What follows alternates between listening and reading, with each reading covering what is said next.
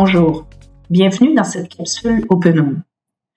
Pour cette capsule, nous allons voir comment vous créez une page ainsi que les différents paramètres qui lui sont associés. Tout d'abord, pour vous créer une nouvelle page, vous devez aller dans votre section Pages, toutes les pages, ici, et ensuite cliquer sur le bouton Ajouter une page. Pour les besoins de la capsule, nous avons déjà créé une page qui s'appelle ici « À propos ». Donc, lorsque vous créez une nouvelle page, vous allez avoir un éditeur qui va s'afficher ici au milieu. Vous pouvez regarder les informations ou simplement cliquer sur le X pour fermer l'éditeur. Une fois l'éditeur fermé, donc vous allez devoir rentrer ici le titre de votre page. Nous vous suggérons de vous rentrer un titre très simple, comme ici « À propos ». Ça permet d'avoir des titres courts et sans trop de texte, car les titres ici apparaissent dans votre menu principal. En dessous, c'est ici que vous allez retrouver votre texte. Pour le moment, nous allons voir tout d'abord ici les paramètres de la page qui lui sont associés à votre droite. Donc, ici, vous êtes dans l'onglet « Pages ». Donc, ici, vous avez plusieurs paramètres. Tout d'abord, vous avez le titre de la page que vous avez mis ici. Vous pouvez regarder les différentes actions qui sont associées à la page ici, simplement en cliquant sur les trois petits points. Donc, vous en avez plusieurs. Donc, vous simplement les explorer pour voir quels sont ces différents paramètres. En dessous, vous avez un bouton « Définir l'image mise en avant ». Donc, vous pouvez associer à une page une image. Par exemple, à propos, vous pourriez lui associer une photo de votre équipe de recherche, par exemple. Mais ce n'est pas obligatoire. En dessous, vous avez l'état de la page. Présentement, elle est mise à publier. Toutefois, vous pourriez décider de la mettre en mode brouillon, donc non prêt à être publiée. Vous avez aussi en attente, privé, planifié, et vous avez protégé par un mot de passe. Toutefois, je ne vous conseille pas de sélectionner cette option, car elle fonctionne plus ou moins bien. Donc, simplement utiliser brouillon ou publier. En dessous, vous avez donc la date à laquelle la page a été publiée. Donc, vous pouvez cliquer dessus, vous allez avoir un calendrier et vous pourriez décider de la date à laquelle vous désirez que cette page soit publiée. Par exemple, aujourd'hui, on est le 25 novembre. Vous pourriez décider que la page serait publiée seulement le 29. Donc, ça pourrait vous permettre, par exemple, de publier une annonce qui est pour un forum ou une conférence quelconque qui sortirait seulement le 29 novembre. Vous pouvez même sélectionner ici l'heure. En dessous, vous avez le slug. Je vous conseille pas non plus d'y toucher, à moins de bien connaître le HTML.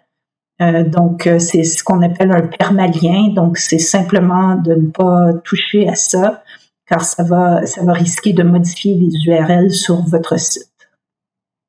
En dessous, vous avez l'auteur. L'auteur aussi sert plus ou moins. Vous pouvez le laisser, vous pouvez en sélectionner un ou le laisser tel quel. Je vous conseille, par exemple, de le laisser présentement comme ceci. En dessous, vous avez le modèle. C'est ce qui est probablement le plus intéressant pour la page. Donc, présentement, il est sur page de section. Toutefois, vous avez plusieurs modèles. On va en voir certains. Donc, dès que vous créez une nouvelle page, celui-ci se met tout d'abord sur modèle par défaut. Ça, c'est le modèle de page par défaut de la coquille OpenHome. Mon conseil, c'est de le laisser tel quel, car c'est vraiment la page de base pour la coquille. Toutefois, on va voir ici dans la capsule blog, calendrier, page hub et pleine page. Et finalement la redirection. Nous ne verrons pas les autres car c'est des modèles qui fonctionnent plus ou moins bien et dont vous n'aurez pas probablement besoin. Donc, le modèle par défaut, c'est celui-ci, c'est-à-dire que vous avez une boîte à gauche, vous avez le titre, votre texte de votre page ici, vous avez votre texte qui apparaît en dessous, vous avez votre pied de page, vous avez votre menu ici et le bandeau. Donc ça, c'est le modèle défaut ici dans modèle par défaut. En dessous, vous avez le blog. Donc ici, le blog, ce que ça fait, c'est que ça fait apparaître ici, donc à gauche. Tout d'abord, ça modifie le titre, ça met blog. Et en dessous, ça vous met des sections. Donc, ces sections-là doivent être créées au préalable dans votre tableau de bord.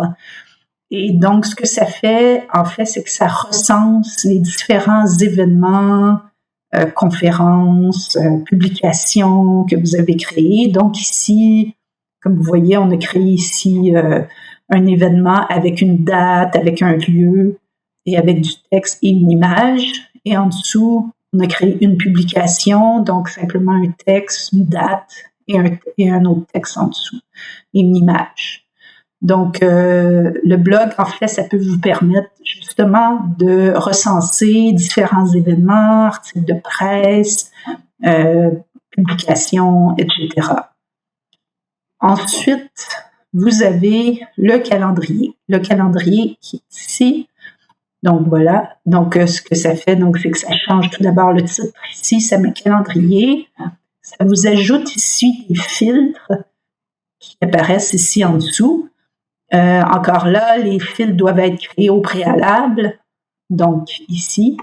Et ce que ça fait, c'est que ça vient vous permettre d'afficher des événements. Donc, là, vous avez des événements à venir, il n'y en a aucun. Donc, ça vous affiche qu'il n'y a présentement aucun événement. Et en dessous, ça vous affiche tous les événements passés. Donc, vous pouvez rajouter une image, encore là, un titre à votre événement, une date, un lieu, etc. Vous pourriez même rajouter du texte.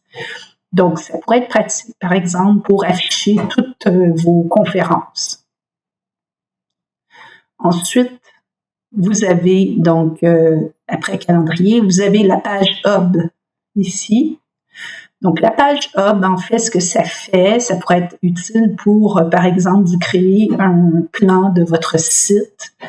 Parce que ce que ça fait, c'est que ça vous recense toutes les pages, comme vous voyez, tout ce que vous avez créé, tout le contenu que vous avez créé sur votre site. Donc, par exemple, ma page à propos apparaît ici, mais j'ai aussi toutes les parutions de presse, les conférences, les événements que j'ai créés, les projets, etc. Donc, ça pourrait être utile. J'ai aussi, évidemment, les personnes que j'ai créées dans mon répertoire. Ça pourrait être, c'est ça, donc utile pour vous créer un plan de site pour recenser toutes vos pages. Et finalement, vous avez la pleine page ici. Donc voilà, la pleine page, c'est très simple. Ce que ça fait, c'est que ça supprime la boîte à gauche et alors le texte peut prendre toute la place. Donc ça peut être très utile, par exemple, pour vous afficher, c'est ça, un texte et une image, faire une belle mise en page toute complète sans avoir de menu à gauche ici. Donc ça, c'était les différents modèles de pages. Comme je vous ai dit, on va voir finalement la redirection. Et puis pour les autres, c'est des modèles qui fonctionnent plus ou moins bien.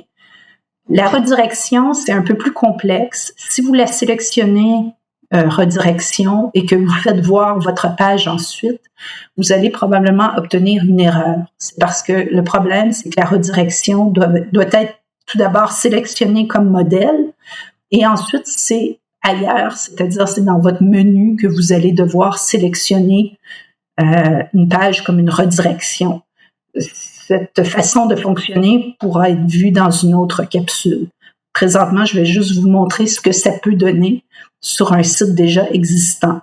Donc, la redirection, c'est pour faire en sorte que toutes les pages principales de votre menu ici, que vous avez, ne soient pas des pages, en fait, et que vous tombiez automatiquement sur la sous-page ici. Comme par exemple, répertoire des expertises. Si je clique dessus, je vais tomber sur que sont les répertoires des expertises.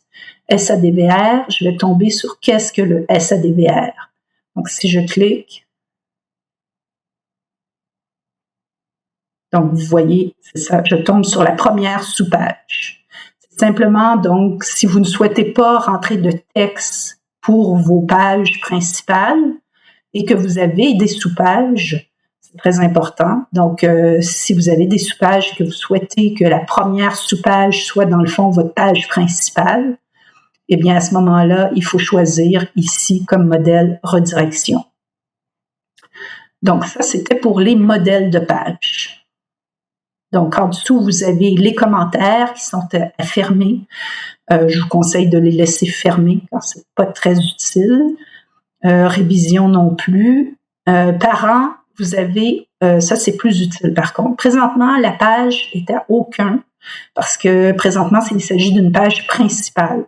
Donc, si vous voulez faire en sorte que cette page à propos soit une page enfant d'une page existante, il faut alors sélectionner ici dans le menu une page. Par exemple, je pourrais décider que à propos soit une sous-page de équipe. Donc, soit un enfant de équipe. Et équipe deviendrait la page parent à ce moment-là. Donc, ça peut servir donc à hiérarchiser vos pages, en fait. Donc, en dessous, vous avez déplacé dans la corbeille si vous souhaitez supprimer votre page. En dessous, vous avez des options de présentation ici. Tout d'abord, vous avez afficher dans la visionneuse. Si vous souhaitez que la page à propos soit affichée dans votre visionneuse, qui est un widget qui sert pour la page d'accueil de votre site, vous sélectionnez l'option ici. Toutefois, il faut faire bien attention. Si vous sélectionnez cette option, il faut évidemment avoir installé le widget au préalable dans votre page d'accueil. L'installation du widget visionneuse pourrait être vue dans une autre capsule. En dessous, vous avez un surtitre personnalisé. C'est facultatif. C'est vraiment pas obligatoire. Vous pouvez en rentrer un, mais c'est facultatif, comme c'est indiqué. En dessous, vous avez les options d'affichage.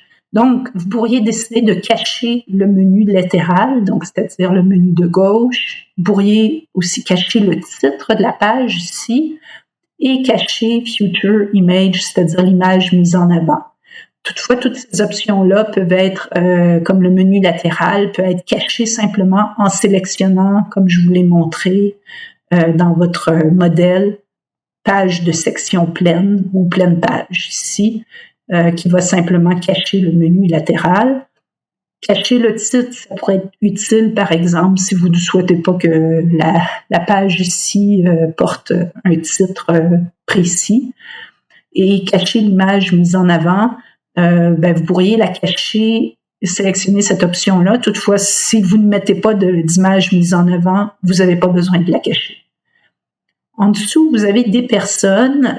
Ces personnes-là ont été créées au préalable dans le répertoire du site. Donc, si vous créez des personnes dans votre répertoire, elles vont s'afficher ici.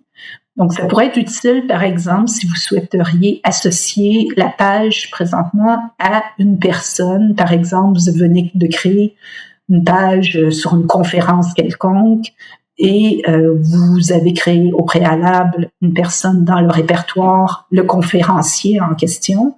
Vous pourriez sélectionner cette personne-là et la page lui serait associée et on pourrait retrouver ces informations, les informations de la personne en dessous de la page.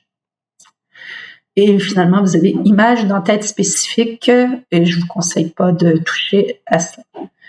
Maintenant, on va voir les paramètres ici de traduction. Donc ici, vous pouvez, vous l'avez probablement remarqué, la coquille OpenHome permet d'avoir un site en anglais ou en espagnol ou les deux. Donc, si vous choisissez d'activer le multilingue sur votre site, vous allez avoir les boutons pour les langues ici qui apparaissent dans le menu. Et quand vous allez créer une page, vous allez avoir des options ici pour ajouter votre texte. Donc, vous allez avoir en premier le texte pour l'espagnol et en dessous le texte pour l'anglais. Donc, pour l'espagnol et l'anglais, donc en fait, ici, vous pouvez rentrer tout d'abord un surtitre si vous avez installé le widget de la visionneuse dont je vous ai parlé tantôt. Vous pouvez rentrer ici le titre de votre page en espagnol, un message d'entête, et c'est ici que vous rentrez votre contenu principal. Et vous pouvez même rajouter un média, donc une image qui serait associée à votre texte ici en espagnol. comme vous l'avez remarqué, pour l'espagnol et l'anglais, il y a beaucoup moins d'options de mise en page. C'est la coquille Openum qui est faite ainsi. Toutefois, vous avez quand même l'option là, de mettre du gras, de l'italique, de choisir des types de paragraphes. Donc, vous pouvez faire quand même une certaine mise en page. Donc, vous avez aussi la boîte latérale d'information. Ici, vous pouvez rentrer du texte. Et en dessous, vous avez exactement les mêmes options pour l'anglais. Donc, si vous avez, par exemple, un site seulement en anglais, ce qui est la plupart des cas généralement, vous rentrez tout votre texte ici en anglais, votre texte principal, la boîte latérale d'information. Donc, ce que ça donne, en fait, ici, donc je vais vous montrer l'anglais. Donc, si je clique sur l'anglais, je vais avoir ma page à propos qui va s'afficher ici en anglais. Donc, vous allez avoir votre texte en anglais, le texte de la boîte latérale ici en anglais. Donc ça, j'ai pas traduit évidemment le titre, mais c'est ici que le titre en anglais de votre page va s'afficher et ici aussi. Donc, c'est de la façon dont ça s'affiche ici en anglais. Ensuite, vous avez ici des champs personnalisés. Je vous conseille pas non plus d'y toucher, à moins de très, très bien connaître WordPress. Donc, c'est pas des choses que nous allons voir dans la capsule. Pour terminer, nous allons voir le plus important, c'est-à-dire comment rentrer du texte et le mettre en page, si on peut dire. Donc, comme vous voyez, quand vous commencez à rentrer votre texte, vous allez rentrer votre titre. Et en dessous, vous pouvez rentrer tout de suite votre texte principal. Donc, dès que vous rentrez du texte, comme vous voyez, c'est un bloc de texte. C'est WordPress qui fonctionne par système de blocs. Donc, comme vous voyez, vous pouvez ici rajouter un nouveau bloc en cliquant sur le plus ou simplement cliquer ici en dessous et vous avez le plus qui s'affiche aussi. Donc, quand vous rentrez du texte, ici, vous avez tout de suite des options, des outils. Donc, vous avez l'outil de paragraphe parce que c'est présentement un bloc de paragraphe. Glisser, c'est intéressant car ça vous permet en fait de glisser ici votre bloc, comme ça. Les flèches de descendre et monter. Donc, dans le fond, ça permet aussi de déplacer votre texte. Ici, c'est les alignements du texte, le gras, l'italique, si vous voulez rajouter un lien à votre texte. Vous avez d'autres options ici à explorer. Donc, si vous voulez du texte barré, mettre en indice, etc. Donc, il faut les explorer. Il y a plusieurs options. Vous avez encore là d'autres options. Donc, copier, couper, dupliquer, un peu comme dans Word, finalement. Vous pourriez même faire du HTML si vous connaissez le HTML, bien entendu. Donc, si vous décidez d'en rentrer un nouveau bloc de texte, donc vous pouvez cliquer ici sur le petit plus. Et là, vous allez avoir un nouveau menu qui va s'afficher. Donc, vous avez ici les choix de blocs les plus courants, c'est-à-dire paragraphe, image, titre, etc. Donc, généralement, vous allez rentrer un bloc de paragraphe qui est ici, donc du texte très simple. Toutefois, vous pourriez décider de rajouter un bloc d'images, un titre, une galerie, une liste, une citation. Et vous pouvez aussi tout parcourir. Donc, si vous cliquez ici, vous allez avoir un menu à gauche qui s'ouvre. Et vous allez avoir plusieurs options de blocs ici. Nous ne les verrons pas tous dans la capsule car il y en a vraiment beaucoup. Vous voyez, vraiment, vraiment beaucoup. Donc, il faut les explorer. Les principaux blocs, évidemment, se retrouvent dans le haut. C'est ceux-là que vous allez probablement utiliser le plus. Vous pouvez aussi même faire des compositions. Donc, ici, si je clique sur toutes les compositions, donc, si vous êtes en panne d'idées, par exemple, pour faire la mise en page de votre page et que vous ne savez pas trop par où commencer, vous pourriez choisir une composition ici. Vous voyez, vous en avez vraiment beaucoup. Vous avez aussi médias. Donc, vous pourriez rentrer une image comme ça ici. Voilà. Mais probablement que vous allez vous servir surtout de blocs et compositions, peut-être un peu. Donc, ça, c'est pour le système de blocs ici qui s'affiche dès que vous cliquez sur le petit plus. Donc, il faut vraiment explorer. Donc, en terminant, comme vous avez vu, le menu de droite ici a disparu. Si jamais ça vous arrive et que vous vous demandez où sont vos paramètres, simplement cliquez sur « Réglages » ici dans le haut. Donc voilà, le menu est réapparu. Aussi, faire très attention quand vous avez deux onglets, page et bloc. Si vous cliquez sur bloc ici, c'est que va s'afficher les paramètres concernant le bloc ici en question. Comme vous voyez, c'est un bloc paragraphe, donc paragraphe, et vous avez des options. Vous pouvez les explorer, toutefois, la plupart des options ici se retrouvent là. Donc, moi, je vous conseille plutôt de vous servir des outils ici. Donc, pour revenir aux paramètres de la page, donc qui concernent l'entièreté de la page, ici, simplement cliquez sur l'onglet « Page » ici. Et donc, si vous voulez refermer les réglages, c'est par ici. Et pour les ouvrir, c'est là. Et puis, en terminant, évidemment, ce qui est très important de faire, c'est de sauvegarder régulièrement votre page en l'enregistrant. Donc, dès que vous l'enregistrez, vous pouvez voir la page. Vous allez avoir un petit bouton ici qui s'appelle « Voir la page ».